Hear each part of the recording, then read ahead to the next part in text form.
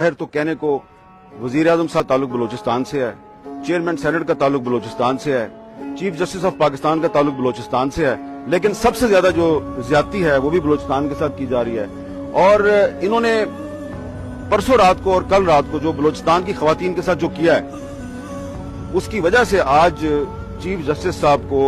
एक खातून वकील ने अंदर अदालत में अभी थोड़ी देर पहले ये सवाल पूछा है कि मैं आपसे पूछना चाहती हूँ कि क्या बलोचिस्तान कोई इंडिपेंडेंट स्टेट है कि वहां से अगर औरतें और बच्चे जो हैं वो इस्लामाबाद आ गए अपनी आवाज उठाने के लिए, तो इस्लामाबाद पुलिस जो है वो उनको डिपोर्ट कर रही है? क्या ये इलीगल इमिग्रेंट्स हैं? इस सवाल का चीफ जस्टिस साहब ने कोई जवाब नहीं दिया। तो मुझे लगता है कि जिस तरह जनरल अयूब खान जबरदस्ती बंगालियों से जान छुड़ाना चाह रहा था, हमारी जो आज की इस्टेब्लिशमेंट है और आजकल के जो रियासती इदारे हैं, खासतौर पे वो लोग जो कहते हैं हम बलोचिस्तान से हैं, लेकिन वो प्राइम मिनिस्टर भी हैं, वो चेयरमैन सेनेट भी हैं और वो चीफ जस्टिस भी हैं,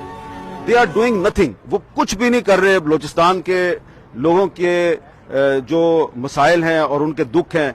उनको एड्रेस करने के लिए कुछ भी नहीं कर रहे, बल्कि वो बलोचिस्तान वालों को ये मैसेज दे रहे हैं कि जान छुड़ाओ हमसे।